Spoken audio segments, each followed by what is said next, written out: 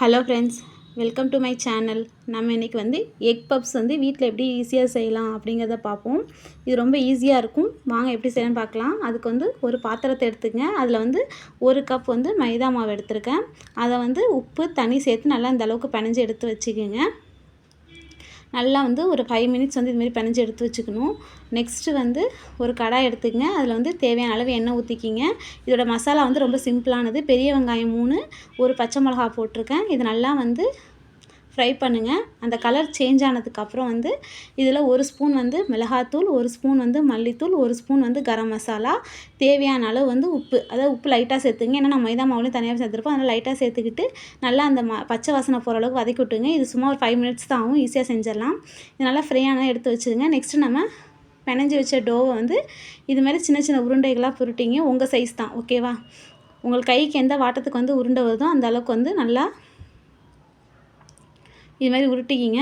நான் இப்போ வந்து 1 கப் வந்து மைதா மாவு எடுத்துதான் அதில் வந்து 5 டோ வந்துச்சு, ஓகேவா? இது மாதிரி 5 வந்து பிரித்து எடுத்து வச்சுக்கிங்க. நெக்ஸ்ட்டு வந்து இதை வந்து நல்லா தேய்க்க போகிறோம். அதுக்கு வந்து கல்லை வந்து நல்லா இது பண்ணிக்கிட்டு நல்லா தேய்ங்க. உங்களால் எந்த அளவுக்கு விரித்து விட முடியுமோ அந்த அளவுக்கு நல்லா விரித்து விடுங்க. இதேமாரி இந்த 5 வந்து நல்லா இது பண்ணிக்கிங்க. உங்களுக்கு எத்தனை லேயர் வேணுமோ அது உங்களோட விஷ் தான். நான் வந்து 3 லேயர் வந்து வச்சு இந்த எக் பப்ஸ் போட்டேன். அதனால் எந்த அளவுக்கு உங்களால் தேய்க்க முடியுமோ அந்த அளவுக்கு நல்லா தேய்ச்சிக்கணும், ஓகேவா? நீட்டில் விடுறதுக்கு லைட்டாக எண்ணெய் வேணால் தேய்ச்சிங்க. நல்லா நீட்டில் விடும். நல்லா நீட்டி விடும். இதுமாதிரி நல்லா தேய்ச்சதுக்கப்புறம் 1 பை 1 இதுமாதிரி எடுத்து வச்சுருங்க, ஓகேவா? 1 பை 1 இதுமாதிரி தனித்தனியாக எடுத்து வச்சுட்டு அது நல்லா எந்த அளவுக்கு நல்லா இது பண்ண முடியும் பண்ணிக்கிங்க. அது மேலே லைட்டாக எண்ணெயும் மாவையும் பிணைஞ்சி ஒரு லேயராக வைங்க. இதுமாரி அப்போ தான் ஒட்டாமல் இருக்கும் ஒரு லேயரும். அதுமாதிரி எண்ணெய் மாவு இதுமாரி உங்களுக்கு எத்தனை லேயர் வேணுமோ நீங்கள் வச்சுக்கலாம். நான் 3 லேயர் மட்டும் இந்த மாவு வச்சுக்கிட்டு அதை வந்து 4 இதுமாரி கட் பண்ணி எடுத்துங்க, ஓகேவா? இதுமாரி 4 கட்டையில் வச்சு கட் பண்ணி எடுத்துக்குங்க. கட் பண்ணதுக்கப்புறம் நமக்கு வந்து இந்த பீஸ் வந்து 4 பீஸ் வரும். அதை வந்து நல்லா ஸ்கொயர் ஷேப்பில் இதுமாரி கட் பண்ணி எடுத்துக்குங்க. நெக்ஸ்ட்டு என்ன பண்ண போகிறோன்னா, நம்ம மசாலா இது ரெடி பண்ணி வச்சுருக்கோம்ல, அதை வச்சிங்க.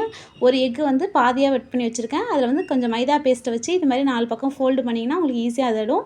அதுக்கப்புறம் எக்கோட மஞ்சக்கரு இருக்குல்ல, அதை நல்லா பீட் பண்ணி இதுமாதிரி தடவிக்கிங்க எக் பப்ஸ் மேலே. நெக்ஸ்ட்டு ஒரு கடாயில் எண்ணெய் ஊற்றி நல்லா எண்ணெய் காஞ்சதுக்கப்புறம் அதை இந்த எண்ணெய் நம்ம திருப்பி யூஸ் பண்ண முடியாது. ஏன்னா மேலே எக் தடவி இருக்கும். அதனால் வந்து இதுமாதிரி நல்லா ஃப்ரை பண்ணிங்க. எண்ணெய் வந்து கொஞ்சம் மீடியமாகவே ஊற்றிக்கிங்க, ஓகேவா? ரொம்ப நிறைய ஊற்ற வேணாம். இந்த அளவுக்கு நல்லா டீப் ஃப்ரை பண்ணி எடுத்திங்கன்னா செம்ம டேஸ்ட்டாக இருக்கும் ஃப்ரெண்ட்ஸ். நான் தான் ட்ரை பண்ணேன், நல்லா இருந்துச்சு. பசங்களுக்கு செஞ்சு கொடுங்க.